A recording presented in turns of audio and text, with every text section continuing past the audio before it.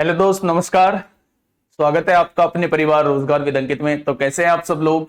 उम्मीद करता हूं कि आप सब लोग अच्छे होंगे, बेहतरीन होंगे, लाजवाब होंगे, एकदम बिंदास होंगे और बहुत बेहतरीन तरीके से आप लोग अपनी पढ़ाई को कर रहे होंगे। तो दोस्त, 2 चैप्टर हम लोगों के हो चुके हैं। हम लोगों का नंबर सिस्टम हो चुका है, हम लोगों का एचसीएफ एलसीएम हो चुका है और जितने बेहतरीन तरीके से मैं पढ़ा सकता था वो उतने बेहतरीन तरीके से मैंने आप लोगों को पढ़ाया है। और उम्मीद भी करता हूं कि आप लोगों के ये दोनों चैप्टर ऑलमोस्ट तैयार होंगे। मैं कंप्लीट तो नहीं बोलता, लेकिन ऑलमोस्ट ये दोनों चैप्टर जो हैं वो आप लोगों के तैयार होंगे। सभी को मेरा प्यार भरा नमस्कार। Dharmendra Singh, good morning. रिवांशी, निशु, विशाल, सुंदर, साक्षी, अंशिका, सुप्रिया, नेहा, शिवम, आकाश, यशवी, दीपक, रविंदर, संजेश, वर्षा, अंकुर, शिवम, संकेत, अर्जुन सिंह, देविंदर बघेल, तनु मलिक, रश्मि राजपूत, अमित चौरसिया, अभिषेक केसरी। तो सभी का स्वागत है आपके अपने परिवार रोजगार विद अंकित में। आज एक नए चैप्टर की शुरुआत करने जा रहे हैं दोस्त। चैप्टर का नाम, एक ऐसा चैप्टर की शुरुआत करने जा रहा हूं जिससे बहुत ज्यादा आप लोग डरते हैं और क्वेश्चन, उसके बिना क्वेश्चन पेपर बनना ही इम्पॉसिबल है। यानी मैं बात कर रहा हूं दोस्त मेंसुरेशन की, क्षेत्रमिति की, जिससे हम लोग अक्सर डरते हैं। एडवांस का नाम आता है तो क्षेत्रमिति हम लोगों के मन में आता है, क्षेत्रमिति का ख्याल हम लोगों के मन में आता है। ऐसा कोई एग्जाम नहीं है, चाहे वो छोटा एग्जाम हो, चाहे वो बड़ा एग्जाम हो, चाहे वो कोई सा भी एग्जाम हो जिसमें क्षेत्रमिति ना आती हो। एडवांस आता हो या नहीं आता हो, बहुत सारे एग्जामों में एडवांस नहीं पूछा जाता है, लेकिन क्षेत्रमिति मेंसुरेशन जो है वो हर एक एग्जाम में मेरे दोस्त पूछा जाता है। तो अगर मैं सीजीएल के पॉइंट ऑफ व्यू से बात करूं तो यहां से प्री में ही आप लोगों को कम से कम मिनिमम 2 क्वेश्चन तो देखने को मिल ही जाएंगे। 3 भी हो सकते हैं वो क्वेश्चन, और 4 तो नहीं, खैर 3 तक पहुंच सकते हैं। लेकिन अगर मेंस की बात करूं, अब पैटर्न चेंज के बाद वहां भी आप लोगों को 2 से 3 क्वेश्चन मिल सकते हैं। यानी 5 से 6 क्वेश्चन का वेटेज यहां से रहने वाला है प्री प्लस मेंस में, अगर हम लोग देखें तो। ठीक है, बहुत सही, बहुत सही। तो जल्दी से एक बार जुड़ जाइए। कोशिश करूंगा दोस्त, कोशिश करूंगा कि आप लोगों को कोई दिक्कत समस्या ना आए, बिल्कुल भी दिक्कत समस्या नहीं आए। लेकिन चैप्टर की शुरुआत करने से पहले आप लोगों को अपने आप से, आप लोगों को मुझसे एक वादा करना होगा कि 10, 12 दिन, 15 दिन, जितने भी दिन ये चैप्टर चलेगा, हम एक भी दिन क्लास मिस नहीं करेंगे, बिल्कुल भी क्लास लेट नहीं करेंगे। लेट का मतलब मैं ये कह रहा हूं बाद में नहीं जुड़ेंगे, लाइव क्लास को देखेंगे और वर्कशीट जो हम लोगों को मिल रही है उसे हम पूरी करेंगे। बस ये 3-4 वादे आप मेरे साथ कर लो। मैं आप लोगों के साथ वादा करता हूं कि ये मेंसुरेशन जो है आपके दिलो दिमाग में बैठा दूंगा। इस चीज की गारंटी मेरी है। ठीक है, इस चीज की गारंटी मेरी है दोस्त। मुझे एक सुबह सुबह कमेंट पढ़ने को मिला, शायद मैं ऐसे ही कमेंट से शुरुआत करना चाहूंगा, मुझे मैथ समझ नहीं आती है। आज से 4 साल पहले भी आपका यही कमेंट था, आज भी आपका यही कमेंट है। तो इसका मतलब आपने 4 साल अपने जीवन के बिगाड़ दिए हैं। मुझे मैथ समझ नहीं आती है तो आपका दिमाग कोई अलग थोड़ी ना है। जैसा सबका दिमाग है वैसा ही आपका दिमाग है, पर आपने समझने के बजाय इस चीज पे ज्यादा जोर दिया कि मुझे मैथ समझ नहीं आती है। क्यों नहीं आती भाई मैथ समझ? क्यों नहीं आती? एक बार थोड़ा सा सोचो कि क्यों नहीं आती मैथ समझ। इसलिए नहीं आती क्योंकि आपने अपने अंदर जो है वो डर बैठाया हुआ है। उस डर को खत्म करो, तब वो मैथ की तरफ बढ़ोगे तो ज्यादा अच्छा रेस्पॉन्स दे पाओगे। ठीक है भाई, चलिए शुरुआत करें, शुरुआत करें। तैयार हो तो एक बार थम्स अप करेंगे कि हम लोग तैयार हैं, हम लोग तैयार हैं। और हम लोग वादा करते हैं कि हम लोग लगातार बने रहेंगे और वर्कशीट हम लोग सॉल्व करेंगे। ठीक है, हम लोग वर्कशीट साथ के साथ सॉल्व करेंगे। ठीक है भाई, तो हेडिंग डालो अपनी कॉपी में, साफ साफ सी हेडिंग एक डालो, मेंसुरेशन। हेडिंग डालो दोस्त, मेंसुरेशन।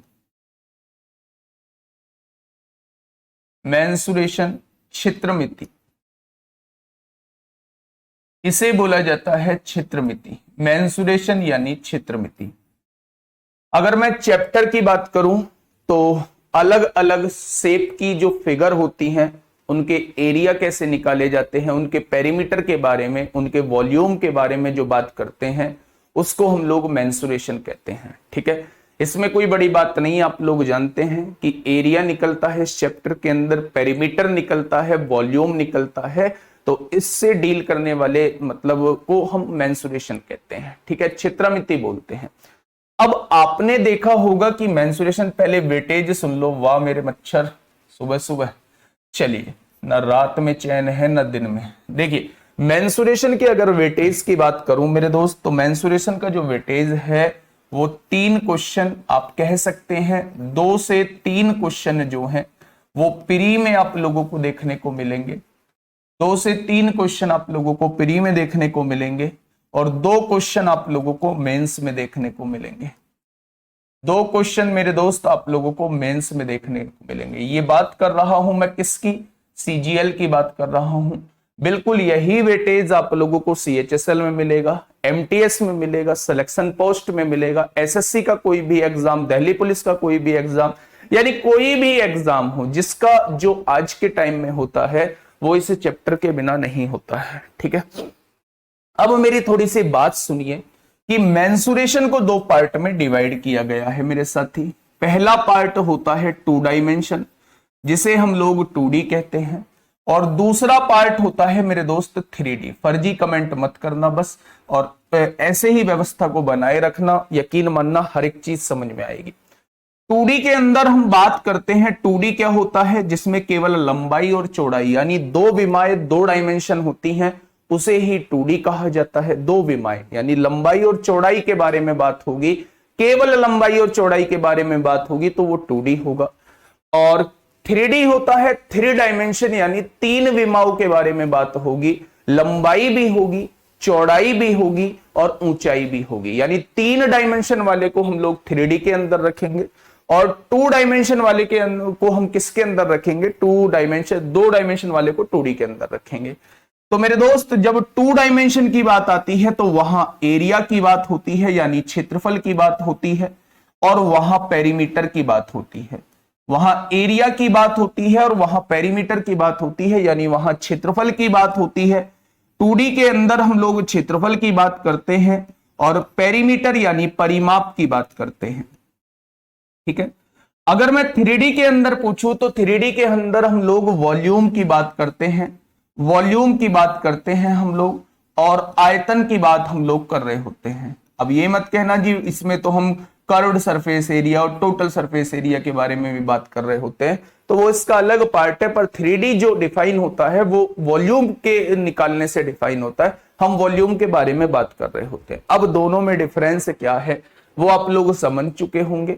यहां केवल 2 विमाओं के बारे में बात होगी, यानी अगर मैं बात करूं तो केवल लंबाई और चौड़ाई के बारे में बात होगी, और यहां अगर मैं बात करता हूं मेरे दोस्त मेरे साथी तो यहां तीनों के बारे में बात होगी, लंबाई चौड़ाई और ऊंचाई के बारे में बात होगी। तो थोड़ा सा पॉइंट क्लियर हो गया होगा कि ये चीजें हैं। अब देखो मेरे दोस्त ध्यान से आप लोगों को सुनना है, मैं थोड़ा क्लासिफिकेशन कर देता हूं कि इन दोनों का क्लासिफिकेशन, इन दोनों को डिवाइड कर देता हूं कि 2D में हम लोगों को क्या क्या पढ़ना है और 3D में हम लोगों को दोस्त क्या क्या पढ़ना है। बहुत शांति से सुनेंगे, हर एक चीज हम लोगों के सामने पहले गोल होना चाहिए कि हम लोग करने क्या वाले हैं, ठीक है। अगर मैं बात करता हूं मेरे दोस्त तो 2D के अंदर सबसे पहले जो आज हम शुरुआत करेंगे वो ट्राइंगल से शुरुआत करेंगे। सबसे पहले हम लोग जो शुरुआत करेंगे वो ट्राइंगल यानी त्रिभुज से शुरुआत करेंगे, और 2D का बहुत इंपॉर्टेंट पार्ट होता है ट्राइंगल। ये 2D में तो काम आता ही आता है, साथ में मेरे दोस्त दूसरे चैप्टरों में भी इसका वेटेज होता है, दूसरे चैप्टरों में भी इसका यूज होता है, वेटेज तो नहीं कह सकता, यूज होता है ट्राइंगल का, ठीक है। इसके बाद जो है हम लोग बात करेंगे क्वाड्रिलेटरल। क्वाड्रिलेटरल क्या होता है मेरे दोस्त, 4 भुजाओं वाला कोई भी आकृति, 4 भुजाओं वाली कोई भी आकृति, उसे हम लोग क्वाड्रिलेटरल कहते हैं। क्वाड्रिलेटरल को हिंदी में कहते हैं दोस्त चतुर्भुज। क्या कहते हैं, चतुर्भुज कहते हैं। और अगर क्वाड्रिलेटरल की ही मैं बात करूं तो क्वाड्रिलेटरल के अंदर हम लोगों को सबसे पहले क्या पढ़ना है, सबसे पहले दोस्त रेक्टेंगल पढ़ना है। क्या पढ़ना है, सबसे पहले रेक्टेंगल पढ़ना है। इसी को मेरे साथी आयत बोला जाता है, इसी को क्या बोला जाता है, आयत बोला जाता है, ठीक है। दूसरी बात अगर मैं कहूं तो यहीं पे दोस्त हम लोगों को स्क्वायर पढ़ना है। जिसे हम लोग क्या कहते हैं, जिसे हम लोग वर्ग कहते हैं। तीसरी बात अगर मैं यहां से आप लोगों को बताऊं तो यहीं पे हम लोगों को पैरेललोग्राम पढ़ना है। पैरेललोग्राम हम लोगों को दोस्त पढ़ना है, जिसे क्या बोला जाता है, जिसे समांतर चतुर्भुज बोला जाता है। समांतर चतुर्भुज बोला जाता है मेरे दोस्त। इसके बाद हम लोगों को क्या पढ़ना है, इसके बाद हम लोगों को पढ़ना है बेटा, इसी में एक चौथा पार्ट पढ़ना है, ट्रेपेजियम पढ़ना है। ट्रेपेजियम पढ़ना है जिसे बोला जाता है समलंब चतुर्भुज। जिसे क्या बोला जाता है, जिसे बोला जाता है समलंब चतुर्भुज। ये सारी चीज हम लोगों को इसके अंदर पढ़नी है। एक और चीज इसके अंदर आती है जिसे हम लोग बोलते हैं रोहम्बस। जिसे हम लोग बोलते हैं मेरे दोस्त रोहम्बस बोलते हैं, जिसे हिंदी में कहा जाता है समचतुर्भुज। और अगर मैं आपसे पूछूं कि इन सब में इंपोर्टेंट कौन है, तो ये रोहम्बस ही सबसे ज्यादा इंपोर्टेंट है। ठीक है मेरे दोस्त, तो क्या पढ़ना है, ये हम लोगों को पढ़ना है। ट्राइंगल सबसे शुरुआत में पढ़ना है, उसके बाद क्वाड्रिलेटरल में rectangle, square, parallelogram, trapezium, rhombus, ये सारी चीज हम लोगों को पढ़नी है। अगर इसके आगे की बात करता हूं दोस्त, तीसरा पॉइंट बात करूं तो हम लोगों को सर्किल पढ़ना है। हम लोगों को सर्किल पढ़ना है जिसे हम लोग वृत्त कहते हैं। और एक लास्ट टॉपिक होता है इसके अंदर, हम लोगों को हेक्सागन पढ़ना है। हेक्सागन पढ़ना है जिसे हम लोग षटभुज बोलते हैं। क्या बोलते हैं, जिसे हम लोग षटभुज बोलते हैं। तो ये ओवरव्यू है आप लोगों के पास 2D का। ये ओवरव्यू कितने का, किसका है बेटा, ये ओवरव्यू जो है ये है 2D का। हम लोगों को ये सारी चीजें 2D के अंदर पढ़नी है। ट्राइंगल से शुरुआत करनी है, क्वाड्रिलेटरल के अंदर ये सारी चीजें पढ़नी है, सर्किल पढ़ना है, हेक्सागन पढ़ना है। ठीक है, बात करते हैं मेरे दोस्त 3D की बात करते हैं। अब 3D में हम लोगों को क्या क्या पढ़ना है, बहुत जल्दी से शुरुआत करेंगे। 3D के अंदर सबसे पहले हम लोगों को पढ़ना है क्यूबॉइड। सबसे पहले हम लोगों को क्यूबॉइड के बारे में पढ़ना है, जिसे हम लोग कहते हैं घनाभ। क्या कहते हैं, घनाभ कहते हैं। दूसरा हम लोगों को पढ़ना है मेरे दोस्त क्यूब के बारे में पढ़ना है, जिसे हम लोग कहते हैं घन। तीसरा हम लोगों को पढ़ना है राइट सर्कुलर सिलेंडर के बारे में पढ़ना है। राइट सर्कुलर सिलेंडर के बारे में पढ़ना है मेरे दोस्त, जिसे हम कहते हैं लंबवृत्तीय बेलन। जिसे क्या कहा जाता है, जिसे बेलन कहा जाता है शॉर्ट फॉर्म में, वैसे होता है लंबवृत्तीय बेलन होता है। ठीक है, अगर चौथी बात करूं तो चौथा हम लोगों को मेरे दोस्त इसी में पढ़ना है right circular cone. Right circular cone को हम लोगों को पढ़ना है, जिसे हिंदी में कहा जाता है छोटा करके शंकु बोला जाता है। ठीक है भाई, अगर मैं पांचवी बात करूं, इसी में बात करता हूं मेरे दोस्त, पांचवी क्या होती है, पांचवी हम लोगों को पढ़ना, देखो राइट सर्कुलर सिलेंडर के अंदर ही होलो सिलेंडर आ जाएगा, खोखला बेलन जो है इसी के अंदर आ जाएगा। फिर हम लोगों को पढ़ना है स्फीयर पढ़ना है, यानी कि गोला पढ़ना है हम लोगों को, गोला। और छठी चीज हम लोगों को यहीं पे पढ़नी है मेरे दोस्त, हेमिस्फीयर पढ़ना है। हेमिस्फीयर पढ़ना है यानी गोले का आधा, जिसे अर्धगोला कहा जाता है। गोले का आधा जिसे क्या कहा जाता है मेरे दोस्त, अर्धगोला बोला जाता है। ठीक है, आगे अगर मैं बात करूं, इसी के अंदर खोखला गोला पढ़ेंगे हम लोग। आगे अगर अब मैं बात करूं तो हमें पढ़ना है frustum. Frustum of cone, frustum of cone पढ़ना है, जिसे हिंदी में एक बेहद ही तुच्छ नाम से यानी छिन्नक नाम से जाना जाता है। और अगर मैं बात करूं लास्ट टॉपिक की, तो हमें पढ़ना है प्रिज्म और पिरामिड। प्रिज्म और पिरामिड हम लोगों को पढ़ना है। यहां प्रिज्म और पिरामिड हम लोगों को पढ़ना है। हिंदी में भी प्रिज्म बोला जाता है और हिंदी में ही पिरामिड बोला जाता है, इसकी कोई अलग से हिंदी या इंग्लिश नहीं है। ठीक है दोस्त, तो ये ओवरव्यू है, ये ओवरव्यू है आप लोगों के सामने जो हम लोग पढ़ने वाले हैं, जो हम लोग मेरे दोस्त पढ़ने वाले हैं। एक बार देख लीजिए और इसको एक बार अपनी कॉपी में छाप दीजिए कि हम लोग क्या क्या पढ़ने हैं। ठीक है, वृत्त और गोले में क्या अंतर है, थोड़ा सा वेट करो, जब वृत्त आएगा तब वृत्त के बारे में बताऊंगा, जब गोला आएगा तब गोले के बारे में, और फिर दोनों के डिफरेंस के बारे में बताऊंगा कि दोनों में डिफरेंस क्या है। वैसे अब तक आप लोगों ने ये पढ़ा होगा कि एक सॉलिड फिगर होती है और एक खोखली फिगर होती है, लेकिन गोले में भी खोखला गोला होता है। तो फिर इस खोखले गोले और वृत्त में क्या अंतर है, ये सारी चीजें हम लोग आगे पढ़ रहे होंगे। ठीक है, वो डेफिनेशन बिल्कुल खत्म कर देंगे कि एक खोखला होता है और एक जो है ठोस होता है, यही दोनों में डिफरेंस होता है। बिल्कुल नहीं है, खोखले गोले में भी खोखला जो गोला होता है वो भी खोखला होता है। तो वो कौन सी सरफेस होती है जिसकी वजह से दोनों में डिफरेंस हम लोगों को पता लगता है। ठीक है, तो उसके बारे में सारी चीजें हम लोग पढ़ रहे होंगे। सही है भाई? हाँ, डरना नहीं है, बिल्कुल भी डरना नहीं है। अब हेडिंग डालिए अपनी कॉपी में, पहला टॉपिक ट्राइंगल। हेडिंग डालिए अपनी कॉपी में, पहला टॉपिक ट्राइंगल के बारे में हम लोग पढ़ने वाले हैं। दोस्त, सबसे इंपॉर्टेंट चीज है, सबसे इंपॉर्टेंट चीज है ट्राइंगल, जिसे हम लोग त्रिभुज कहते हैं, जिसे हम लोग त्रिभुज कहते हैं। थोड़ा सा तेज चलेंगे क्योंकि ट्राइंगल अपने आप में बहुत बड़ा टॉपिक होता है। पॉलीगन इन दोनों के बीच में, बिल्कुल सही पूछा है, पॉलीगन जो आएगा वो इन दोनों के बीच में आएगा। 2D के जस्ट बाद जो है हम पॉलीगन पढ़ रहे होंगे। पॉलीगन, बहुभुज कहते हैं इसे बहुभुज कहते हैं। तो पॉलीगन जस्ट 2D के बाद 1 या 2 दिन में खत्म हो जाएगा, फिर हम लोग 3D की तरफ चलेंगे। हेडिंग डालिए, ट्राइंगल क्या होता है। हेडिंग डालिए बेटा, ट्राइंगल क्या होता है। ट्राइंगल, अच्छा पीडीएफ में गलती है दोस्त, मुझे थोड़ा सा टाइम नहीं मिलता है। हाँ ठीक है, मैं पीडीएफ डाल चेक करके ही आप लोगों को डालूंगा, है ना। चलिए, ट्राइंगल क्या होता है, हेडिंग डालेंगे ट्राइंगल, त्रिभुज क्या होता है। अच्छा, त्रिभुज से समझ में आ रहा होगा कि ये 3 भुजाओं वाला है त्रिभुज। ट्राई मतलब 3, एंगल, एंगल माने कोण, यानी कि 3 कोनों वाली आकृति को हम लोग क्या कहते हैं, त्रिभुज कहते हैं। दोस्त ध्यान से सुनना, 3 भुजाओं से बंद आकृति को ही हम लोग त्रिभुज कहते हैं। 3 भुजा है कोई भी मेरे पास, इससे बंद आकृति को ही हम लोग क्या कहते हैं, इससे बंद आकृति को ही हम लोग त्रिभुज कहते हैं। एक कोण ये रहा मेरे दोस्त, एक कोण ये रहा और एक कोण ये रहा। ये ए है, ये बी है और ये सी है। जिस मोमेंट पे बोर होना फील हो तो भी बोर नहीं होना है। मुझे ये चैप्टर हर हाल में कंप्लीट करना है, बस इस चीज को दिमाग में सेट कर लेना, मेंसुरेशन दिलो दिमाग में बैठ जाएगा। अगर मैं आपसे यहां एक बेसिक सी बात पूछूं कि ट्राइंगल के तीनों एंगल्स का सम कितना होता है, तो एक चीज जब तक मैं पॉलीगन नहीं पढ़ा देता तब तक के लिए याद रखेंगे कि ट्राइंगल के तीनों एंगल्स का सम जो होता है वो 180 होता है। क्यों होता है, पॉलीगन में बात करेंगे क्यों होता है।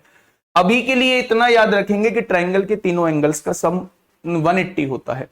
किसी भी फिगर के अंदर जितनी साइड होती हैं उतने ही कोण होते हैं। अगर यहां मैं साइड की बात करूं तो 3 साइड है, तो इसके अंदर एंगल भी कितने ही बनेंगे, 3 बनेंगे। तो अगर मैं बात करूं चतुर्भुज के अंदर 4 साइड होती हैं तो 4 ही एंगल होते हैं। पंचभुज के अंदर 5 साइड होती हैं तो 5 ही एंगल होते हैं। जितनी साइड होंगी उतने ही मेरे दोस्त एंगल हो जाएंगे। ठीक है, अगर मैं आप लोगों से दोस्त बात करूं कि ट्राइंगल बनने की कंडीशन क्या होती है, तो आप लोग कहेंगे क्या कभी भी मैं आप लोगों को 3 साइड दे दूं तो क्या आप हमेशा ट्राइंगल बना देंगे, तो ऐसा नहीं है। ट्राइंगल बनने की बेसिक कंडीशन, जहां से हर बार क्वेश्चन पूछा भी गया है, मोस्टली टाइम क्वेश्चन पूछा गया है कि ट्राइंगल की 2 साइड्स का सम जो है वो हमेशा तीसरी साइड से बड़ा होना चाहिए, और ट्राइंगल की 2 साइड का डिफरेंस जो है वो हमेशा तीसरी साइड से छोटा होना चाहिए। क्या बोल दिया मैंने, देखिए थोड़ा ध्यान से। अगर मैं ए के सामने वाली बात करूं तो ये ए होगी, बी के सामने वाली बात करूं बी होगी, सी के सामने वाली बात करूं तो सी होगी। ठीक है,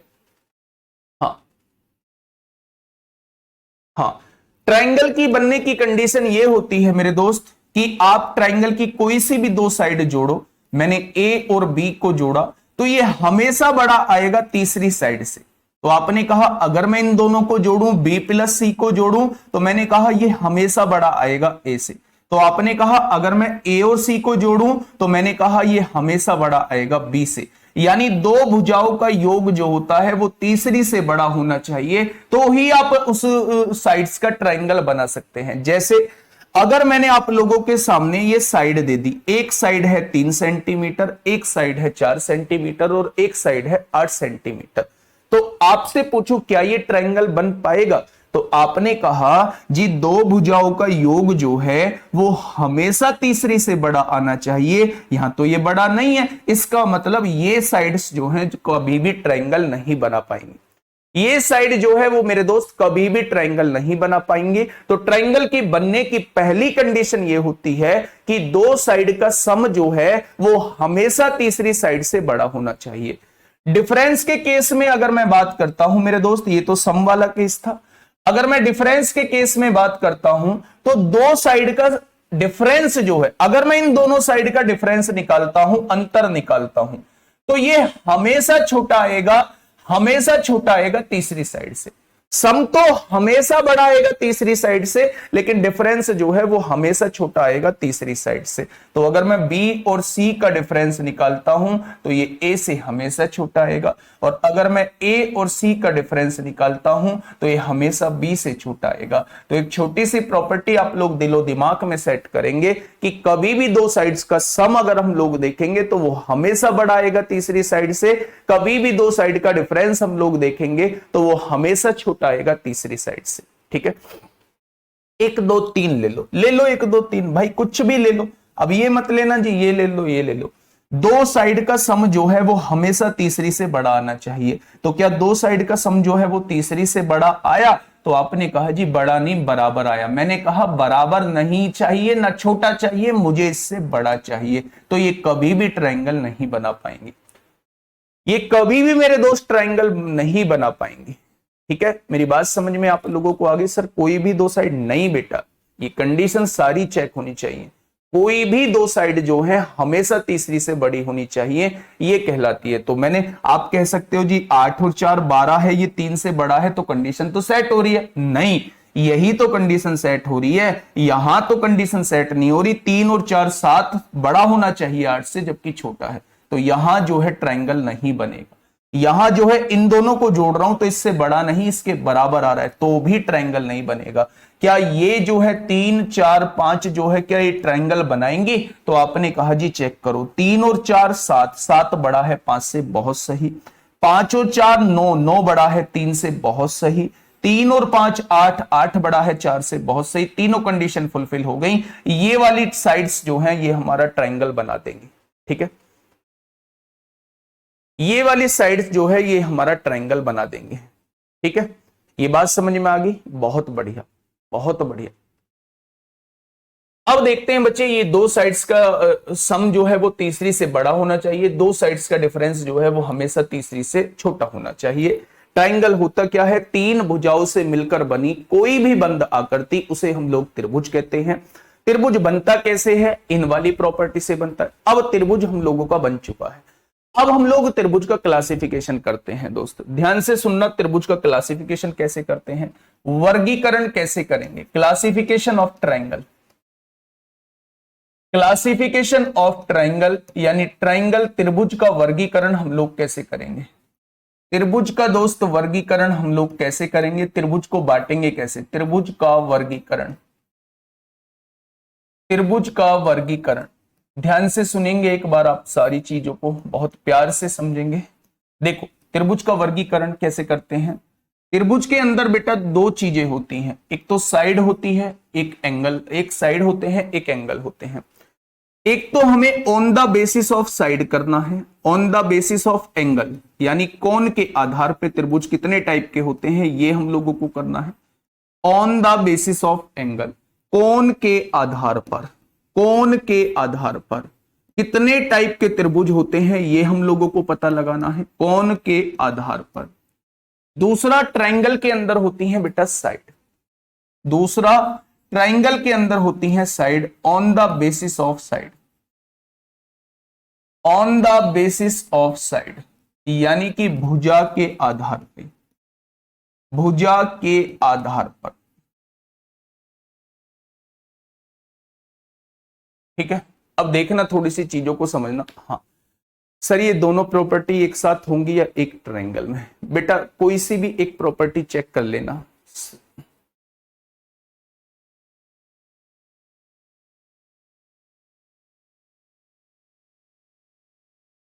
कोई सी भी एक कंडीशन चेक कर लेना, उसी से पता लग जाएगा ट्रायंगल बनेगा या नहीं बनेगा, है ना। बहुत सारे केसेस में दो भी प्रॉपर्टी लग रही होती है, जैसे अभी बताऊंगा कितने केसेस में दोनों प्रॉपर्टी लग रही होती है, कैसे क्वेश्चन बनते हैं, थोड़ा सा वेट तो कर लो, है ना। अभी तो कुछ समझाने के लिए समझाया ही नहीं है, बस मैंने यहाँ ये चीजें बताई हैं। ट्रायंगल जो होता है वो तीन भुजाओं से मिलकर बनी कोई भी बंधाकृति को हम लोग त्रिभुज कहते हैं। त्रिभुज बनने की कंडीशन ये होती है, त्रिभुज तभी बनेगा जब दो साइड का सम जो होगा वो तीसरी से बड़ा होगा, या दो साइड का डिफरेंस जो है वो तीसरी से छोटा होगा। कोई सी भी एक कंडीशन को चेक कर लो, ऐसा नहीं है कि ये कंडीशन इसमें ये सेटिस्फाई कर रही है, ये दो सेटिस्फाई नहीं कर रही है, हमेशा ये तीनों सेटिस्फाई करनी चाहिए। कोई सी भी दो साइड उठा लूं मैं, वो हमेशा तीसरी से बड़ी आनी चाहिए। कोई सी भी दो उठा लूं, जो मेरा मन करे वो दो उठा लूं, वो हमेशा तीसरी से छोटी आनी चाहिए। अंतर जो है उनका तीसरी से छोटा आना चाहिए। ये दोनों कंडीशन हम लोगों को देखनी होती है, ठीक है। हाँ, चलिए आगे बढ़ते हैं।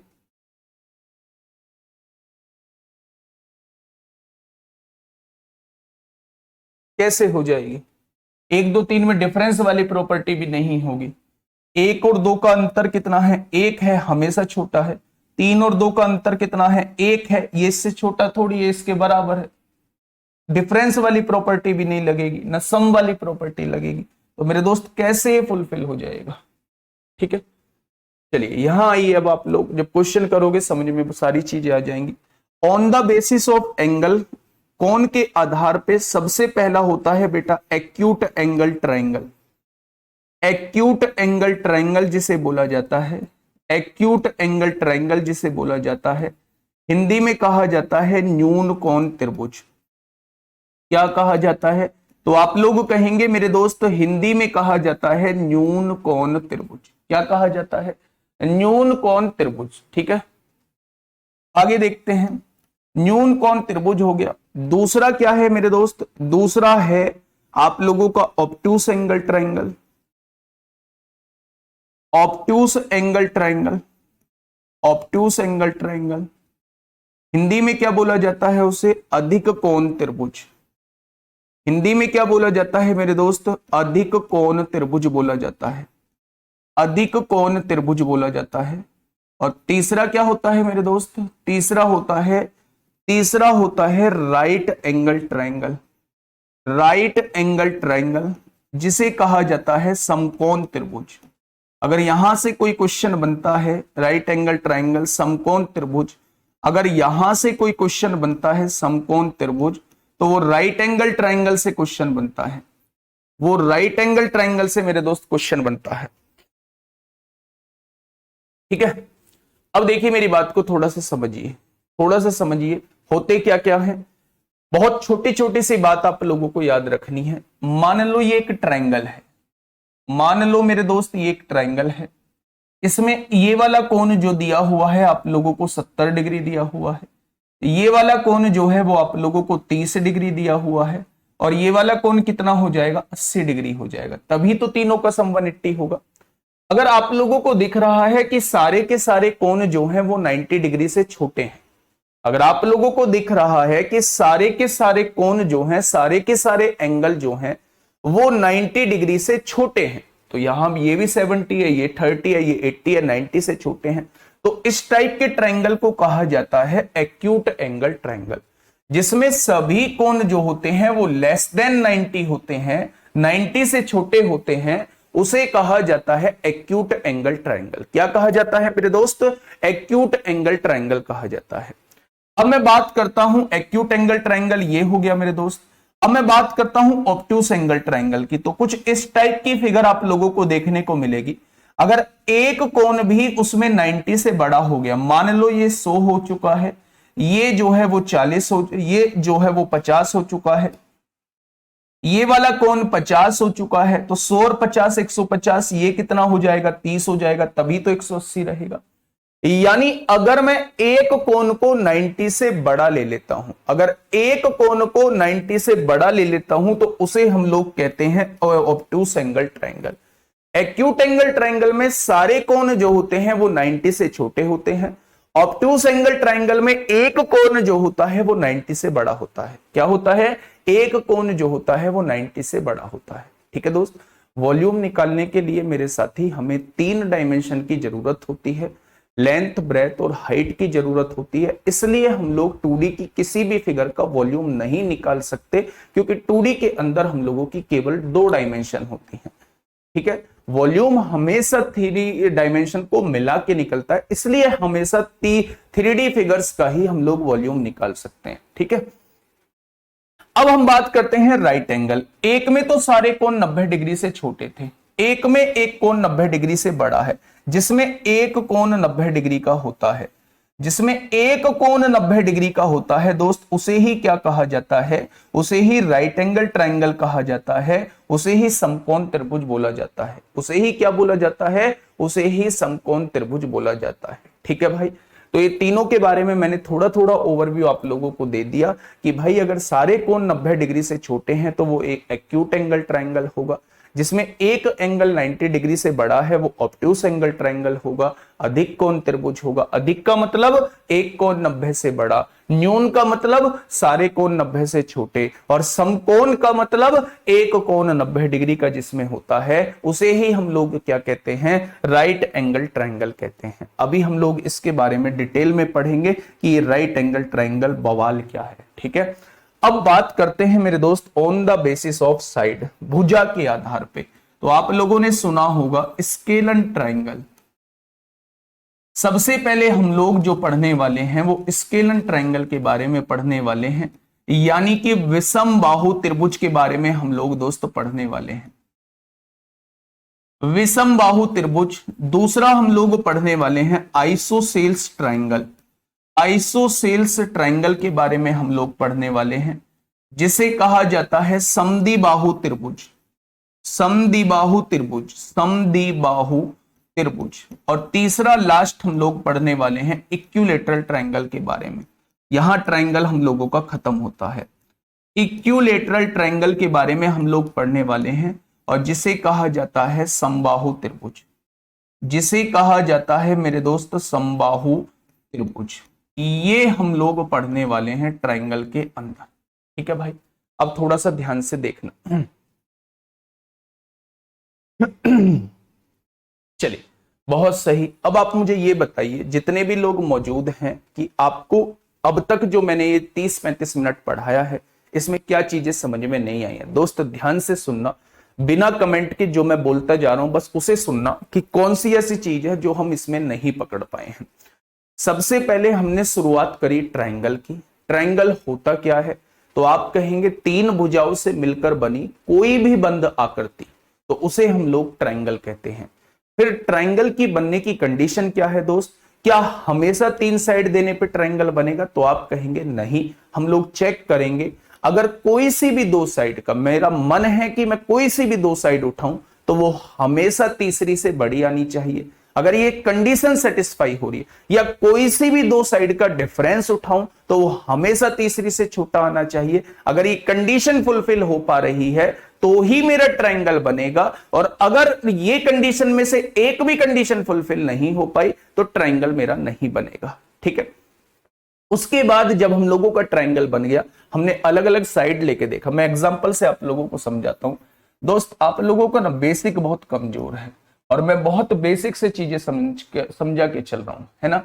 मैंने आप लोगों के सामने कहा 6, 8, 9, क्या ये ट्रायंगल बना पाएंगे, क्या ये साइड जो है वो ट्रायंगल बना पाएंगे, तो आप कहेंगे जी 2 साइड जोड़ लो। मैंने कहा इन दोनों को जोड़ना, तो आपने कहा 14। क्या ये तीसरी से बड़ा है, बिल्कुल बड़ा है। मैंने कहा इन दोनों को जोड़ना, तो आपने कहा 9 और 8 17। क्या ये तीसरी से बड़ा है, बिल्कुल बड़ा है। मैंने कहा इन दोनों को जोड़ना, 9 और 6 15। क्या ये तीसरी से बड़ा है, बिल्कुल बड़ा है। अगर ये तीनों कंडीशन सेटिस्फाई हो गई तो ये साइड्स जो है हमेशा ट्रायंगल बनाएंगे, हमेशा ट्रायंगल बनाएंगे मेरे दोस्त। आप चाहे सम वाली प्रॉपर्टी लगाओ, चाहे डिफरेंस वाली प्रॉपर्टी लगाओ, अगर सम वाली प्रॉपर्टी सेटिस्फाई हो रही है तो डिफरेंस वाली होगी ही होगी। आपको दोनों लगाने की आवश्यकता बिल्कुल भी नहीं है, आपको दोनों लगाने की आवश्यकता बिल्कुल भी नहीं है मेरे दोस्त। मेरी बात आप लोग समझने में क्या कह रहा हूं। अच्छा, एक बार आप लोग मुझे ये बताइए, एक बार मुझे आप लोग ये बताइए, क्या ये कंडीशन जो है, क्या ये कंडीशन जो है ट्रायंगल बना पाएगी? क्या इससे हम लोग ट्रायंगल बना पाएंगे? दूसरा क्वेश्चन मैंने आप लोगों को यह दिया, क्या यहां से हम लोग ट्रायंगल बना पाएंगे? बताइए।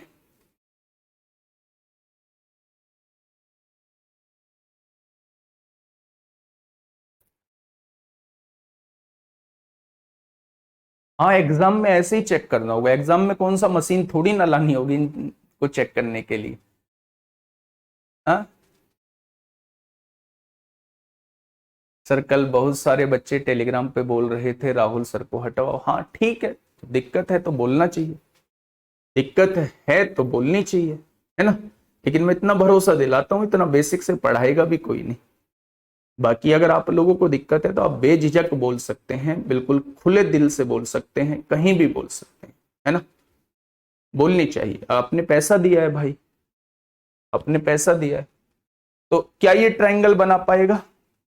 बनेगा, हमेशा बनेगा क्या इसमें ट्रायंगल? चलिए देख लेते हैं एक बार। आपने कहा जी मैं तो इन दोनों को जोड़ूंगा, 24 और 12 36 होते हैं, क्या ये तीसरी से बड़ा आ रहा है? बिल्कुल आ रहा है। आपने कहा मैं तो इन दोनों को जोड़ूंगा, 24 और 13 37 होते हैं, 24 और 13 37 होते हैं, क्या ये तीसरी से बड़ा आ रहा है? बिल्कुल आ रहा है। आपने कहा मैं तो इन दोनों को जोड़ूंगा, 12 और 13 कितने होते हैं? 25 होते हैं, क्या वो तीसरी से बड़ा आ रहा है? तो तीनों कंडीशन सेटिस्फाई हो रही हैं, तो यहां पे ट्रायंगल जो है वो बनेगा, यहां पे ट्रायंगल जो है वो मेरे दोस्त बनेगा। बात समझ पा रहे हो? तो बहुत आसान सी चीज है, थोड़ा सा बस दिमाग पे आप जोर डालो, हर एक चीज बहुत अच्छे से समझ में आएगी। ठीक है, अब देखो मेरे दोस्त, अब हेडिंग डालिए राइट एंगल ट्रायंगल। जो हम लोगों ने यहां चीजें पढ़ी थी ना, तो इसमें एक्यूट एंगल ट्रायंगल ज्यादा कुछ पढ़ने की जरूरत है ना, ये पढ़ने की जरूरत है। हमें जो पढ़ने की जरूरत है वो राइट एंगल ट्रायंगल पढ़ने की जरूरत है। ठीक है, तो बेटा हेडिंग डालिए राइट एंगल ट्रायंगल। मैं बस आपसे ये कहता हूं कि जब तक पढ़ाऊंगा पूरे मन से पढ़ाऊंगा, है ना, जब तक पढ़ाऊंगा। जिस दिन ये हो जाएगा कि हाँ ठीक है नहीं पढ़ा पा रहा हूं ठीक से, नहीं आप लोगों को ठीक से समझा पा रहा हूं, उस दिन मैं खुद मना कर दूंगा। उस दिन मेरे दोस्त मैं खुद मना कर दूंगा कि मैं नहीं पढ़ाऊंगा। आप लोग अभी अच्छे से जानते नहीं है ना। चलिए, समकोण त्रिभुज हेडिंग डालिए मेरे दोस्त। समकोण त्रिभुज क्या होता है? बिल्कुल बेसिक से चीजें समझा रहा हूं, बिल्कुल बेसिक से चीजें समझा रहा हूं कि समकोण त्रिभुज होते क्या है। तो समकोण त्रिभुज में बेटा समझ में आ गया होगा कि एक एंगल 90 डिग्री का होता है। तो मैंने एक ट्रायंगल आप लोगों के सामने बनाया, ये ट्रायंगल मैंने आप लोगों के सामने बनाया, और ये वाला कोण जो है ये 90 डिग्री का है। तो ये ए नाम दे दिया, ये बी नाम दे दिया, और ये सी नाम दे दिया। सबसे पहले मेरी बात को थोड़ा सा ध्यान से सुनिए। अगर किसी भी ट्रायंगल में एक एंगल जो है वो 90 डिग्री का है तो वो राइट एंगल ट्रायंगल कहलाता है, और हमेशा पाइथागोरस थ्योरम जो लगती है वो राइट एंगल ट्रायंगल पर ही लगती है। तो याद रखना, हमेशा राइट एंगल ट्रायंगल पे एक थ्योरम का यूज हम लोग कर रहे होते हैं जिसे कहा जाता है पाइथागोरस थ्योरम, जिसे कहा जाता है बेटा पाइथागोरस थ्योरम। ये 5th क्लास में हम लोगों ने पढ़ा था, लेकिन फिर भी मैं आप लोगों को बताऊंगा। मैंने कहा कि 90 के सामने वाला जो होता है बेटा, ये मैं आपको ट्रिग्नोमेट्री में पढ़ाऊंगा, 90 के सामने वाली साइड को हमेशा हम लोग हाइपोटेनस बोलते हैं, जिसे हिंदी में कर्ण बोला जाता है। थीटा के सामने वाले को हमेशा हम लोग लंब बोलते हैं यानी परपेंडिकुलर बोलते हैं, और थीटा से जुड़ी भुजा को हम लोग आधार बोलते हैं यानी बेस बोलते हैं। इन तीनों चीजों को अभी मैं पाइथागोरस थ्योरम आप लोगों को समझा रहा हूं। देखा, देखो ध्यान से सुनना मेरी बात को। अगर मैं आप लोगों से ये कहता हूं कि पाइथागोरस थ्योरम होती क्या है, तो किसी भी राइट एंगल ट्रायंगल पे, राइट एंगल ट्रायंगल में जो सबसे बड़ी साइड होती है वो हाइपोटेनस होती है। सबसे बड़ी साइड जो होती है, सबसे बड़ी साइड जो होती है वो हाइपोटेनस होती है मेरे दोस्त।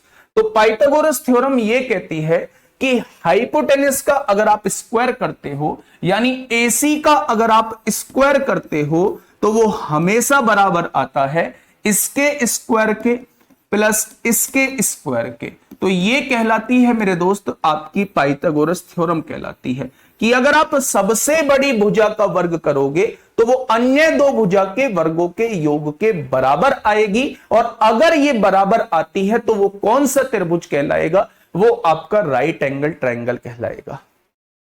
वो आपका क्या कहलाएगा, वो आपका राइट एंगल ट्रायंगल यानी कि समकोण त्रिभुज कहलाएगा। दोस्त सबसे पहले मैं आपको एक बात बता दूं, कोई भी पूछे कि राइट एंगल पाइथागोरस थ्योरम लगती कहां है, तो आप लोग कहोगे हमेशा राइट एंगल ट्रायंगल पे लगती है। लगती कब है, जब राइट एंगल ट्रायंगल की दो साइड आप लोगों को दी हुई हो और तीसरी साइड आप लोगों से पूछी जाए, तो हमेशा दिमाग में क्लिक करना चाहिए कि पाइथागोरस थ्योरम लगेगी। दोनों पॉइंट समझ में आ गए। सबसे पहले राइट एंगल ट्रायंगल होता क्या है, एक एंगल 90 डिग्री का होगा, उस फिगर को हम लोग, उस ट्रायंगल को हम लोग राइट एंगल ट्रायंगल कहेंगे। हमेशा राइट एंगल ट्रायंगल में पाइथागोरस थ्योरम का यूज होता है। पाइथागोरस थ्योरम कहती क्या है, सबसे बड़ी साइड का स्क्वायर जो होगा वो अन्य दो साइड्स के स्क्वायर के सम के इक्वल होगा। वो बात मैं लिख चुका हूं मेरे दोस्त, सबसे बड़ी साइड ये होती है, इसका स्क्वायर जो होगा इन दोनों साइड के स्क्वायर के सम के इक्वल होगा। पाइथागोरस थ्योरम लगती कब है, जब दो साइड आप लोगों को दी हुई हो, दो साइड आप लोगों को दी हुई हो और तीसरी साइड आप लोगों से पूछी जाए, तो समझ जाना कि वहां पाइथागोरस थ्योरम लगती है। ठीक है, ये बात समझ में आ गई। तो दोस्त मैं पाइथागोरस थ्योरम के बारे में आप लोगों को बता चुका हूं। अब राइट एंगल ट्रायंगल के अंदर बेटा अब मेंसुरेशन, असली मेंसुरेशन जो है वो शुरू होती है। पहला क्वेश्चन कभी भी, अच्छा एक बात मुझे बताओ, अगर आपके सामने जो है तीन साइड दी हुई है, एक दिया हुआ है 5, 12 और 13, एक दिया हुआ है 7, 24 और 25, एक दिया हुआ है 8, 15 और 17 और एक दिया हुआ है 9, 16 और 25। मुझे ये बताइए कि कौन सी साइड्स जो हैं वो राइट एंगल ट्रायंगल की साइड नहीं है। कौन सी साइड जो है वो राइट एंगल ट्रायंगल की साइड नहीं है, बताइए मुझे फटाफट। ये चारों साइड आप लोगों को दी हुई है। क्वेश्चन ने पूछा कि कौन सा ऑप्शन जो है वो राइट एंगल ट्रायंगल की प्रॉपर्टी को फॉलो नहीं करता है, कौन सी भुजाएं समकोण त्रिभुज की भुजाएं नहीं है, बताइए कौन सी भुजाएं समकोण त्रिभुज की भुजाएं नहीं है। तो आप कहोगे समकोण त्रिभुज में तो पाइथागोरस थ्योरम लगती है। पाइथागोरस थ्योरम ये कहती है कि सबसे बड़ी भुजा का वर्ग करो, कितना आएगा 169, इसका वर्ग करो 144, इसका वर्ग करो 25 आएगा। सबसे बड़ी भुजा का वर्ग जो है अन्य दो भुजा के वर्गों के योग के बराबर आ रहा है, तो ये जो है समकोण त्रिभुज होगा। तो क्या ये भी समकोण त्रिभुज होगा, ये भी समकोण त्रिभुज होगा बेटा। देखो सबसे बड़ी भुजा का वर्ग 169 आ रहा है, अन्य दो भुजा के वर्गों का योग भी 169 आ रहा है, तो अन्य दो भुजा के वर्गों का योग अगर सबसे बड़ी भुजा के वर्ग के बराबर आ जाए, पाइथागोरस थ्योरम अगर सेटिस्फाई हो जाए, तो ये कहलाती है राइट एंगल ट्रायंगल की भुजा कहलाती है। ये क्या कहलाती है, राइट एंगल ट्रायंगल की भुजा कहलाती है। यहां देखो 25 का वर्ग करोगे तो कितना आएगा, तो आप कहोगे 625 आएगा। 7 का वर्ग करोगे तो कितना आएगा, 49 आएगा। 24 का वर्ग करोगे तो 576 आएगा। जब आप इनको जोड़ते हो तो ये भी 625 आएगा।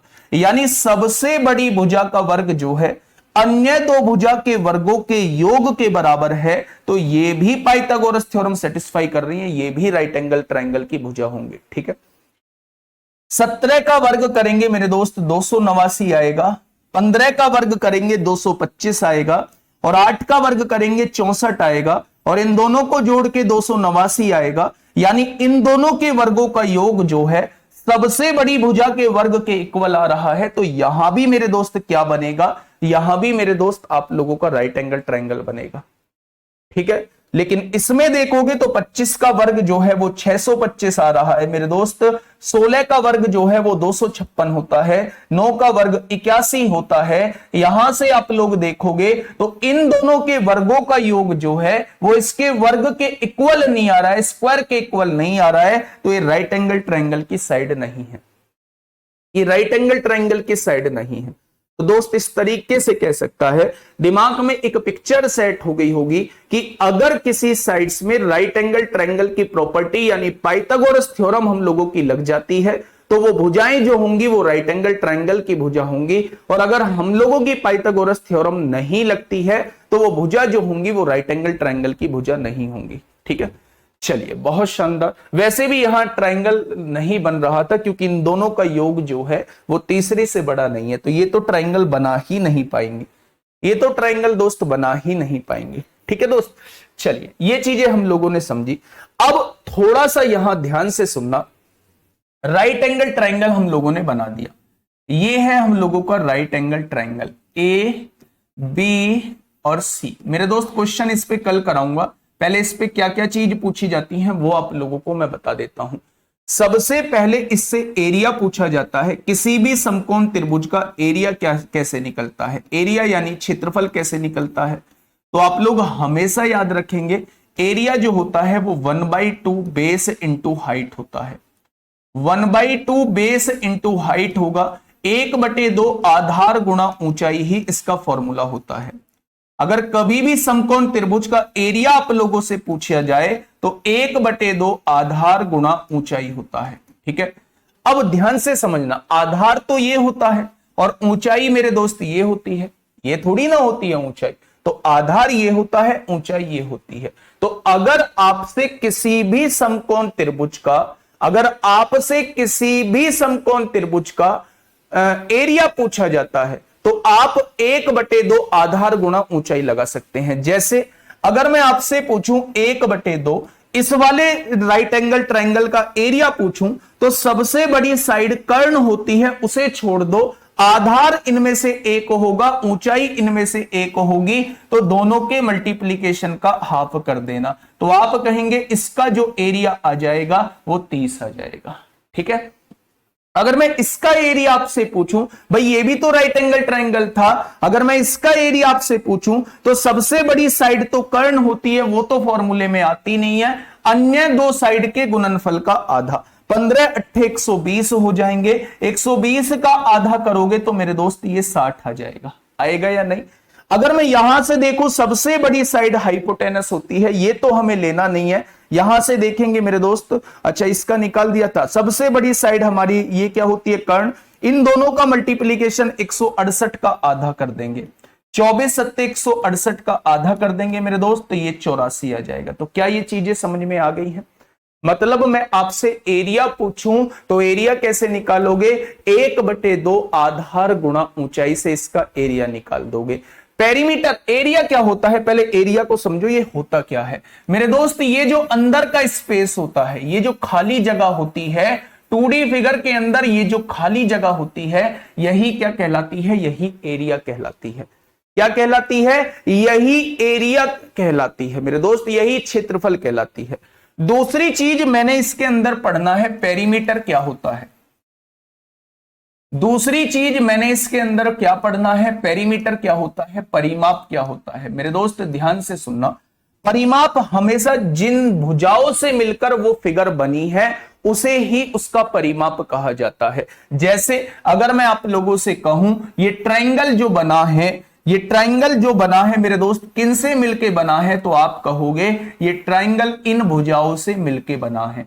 तो इन तीनों भुजाओं का योग ही क्या कहलाएगा, इन तीनों भुजाओं का योग ही पेरीमीटर कहलाएगा। मान लो ये ए है, ये बी है, तो तीनों भुजाओं का योग ही क्या कहलाएगा, पेरीमीटर कहलाएगा। तो हमेशा अगर किसी भी वस्तु का पेरीमीटर निकालना चाहते हो तो जिन फिगर, जिन साइड से मिलकर वो फिगर बनी है बस उनको जोड़ दो। ठीक है, बस उनको जोड़ दो।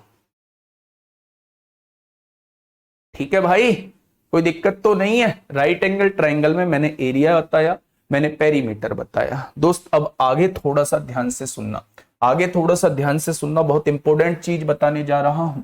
मैंने कहा ये राइट एंगल ट्रायंगल आपके पास है, ये राइट एंगल ट्रायंगल आपके पास है, ये ए है, ये बी है, ये सी है, ये 90 डिग्री का एंगल यहां पे बन रहा है, ये परपेंडिकुलर होता है, ये बेस होता है, और 90 के सामने वाले को हाइपोटेनस बोलते हैं। ठीक है, यहां पे दो चीज पूछी जाती है मेरे दोस्त, और कल जब क्लास में आओ तो मेरे साथी बस मेरी एक छोटी सी विनती है आप लोगों से, एक बात मान लेना, जितना मैंने पढ़ाया है एक बार इस वीडियो को दोबारा देख लेना और इसके फॉर्मूले लिख लेना, वो पॉइंट लिख लेना जो इसमें बताए गए हैं। कल जब आओ उन पॉइंटों के साथ आना, है ना। सुनना थोड़ी सी ध्यान से। दो चीजें और यहां से पूछी जाती हैं। पहली चीज पूछी जाती है मेरे दोस्त, पहली चीज यहां से पूछी जाती है कि इसके अंदर बने वृत्त की त्रिज्या क्या होगी। तो जब भी किसी भी राइट एंगल ट्राइंगल के अंदर वृत्त बना हुआ हो तो इसे कहा जाता है मेरे दोस्त इन सर्किल। हिंदी में इसे बोला जाता है अंतःवृत्त। क्या बोला जाता है? अंतःवृत्त। अंदर बना है तो अंतःवृत्त, और बाहर बना होता है तो उसे सर्कम सर्किल बोला जाता है, यानी परिवृत्त बोला जाता है। ठीक है, मैं ये कहना चाह रहा हूं कभी भी राइट एंगल ट्राइंगल के अंदर बने वृत्त की त्रिज्या आप लोगों से पूछी जाती है, आप लोगों से रेडियस पूछी जाती है, तो रेडियस कैसे निकालते हैं दोस्त? बहुत आराम से सुनना।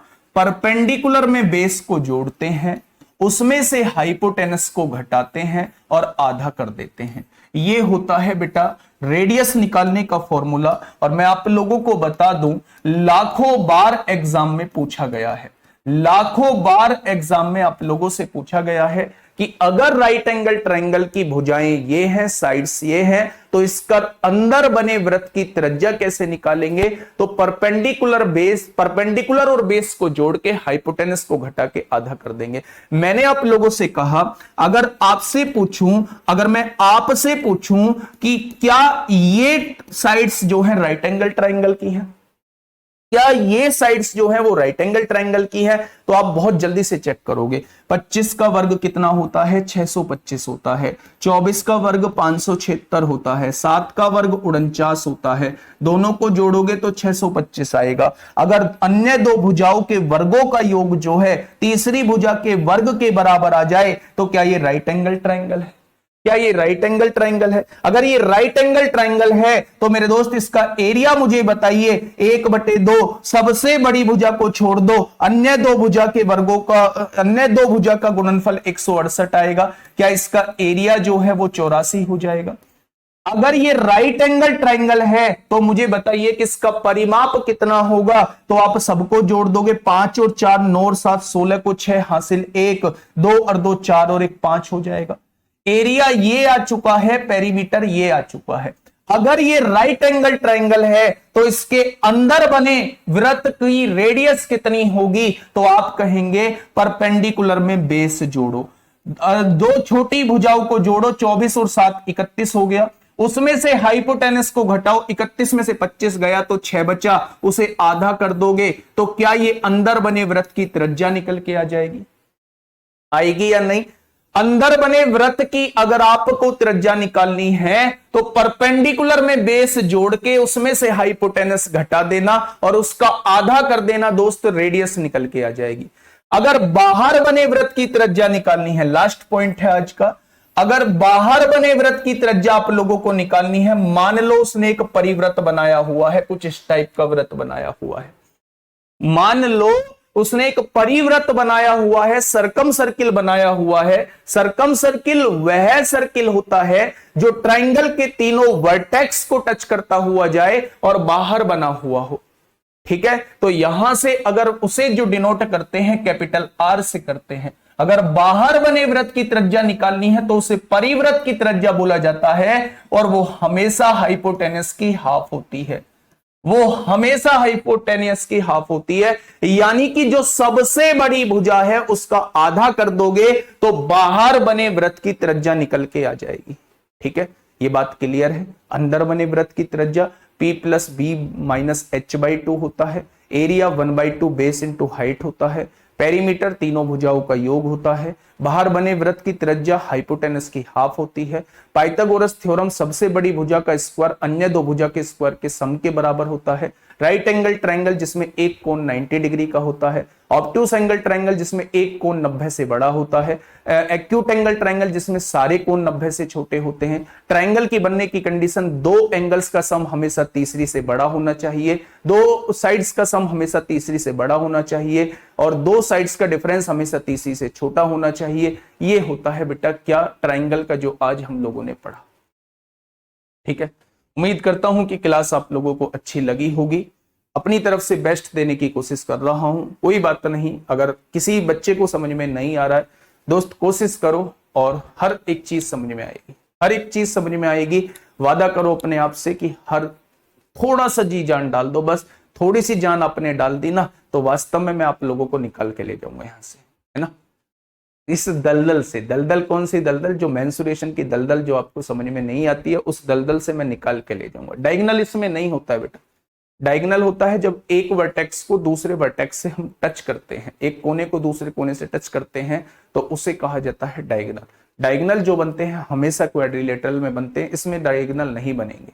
क्वाड्रिलेटरल में बनेंगे, पेंटागन में, हेक्सागन में, हेप्टागन में, तीन भुजाओं से बड़े यानी 3 से बाद में क्वाड्रिलेटरल से डायगोनल बनना स्टार्ट हो जाते हैं। ठीक है दोस्त, तो ठीक है, बस कंटेंट की कमी नहीं है, कमी है तो केवल आप लोगों के साथ की कमी है, वरना कंटेंट तो भरमार मिलेगा। और मैं दोस्त मेंसुरेशन आप लोगों के दिलो दिमाग में बैठा दूंगा, ये मुझे अपने आप पर पूरा भरोसा है। मिलते हैं कल एक बेहतरीन क्लास के साथ। Okay, tata, bye bye.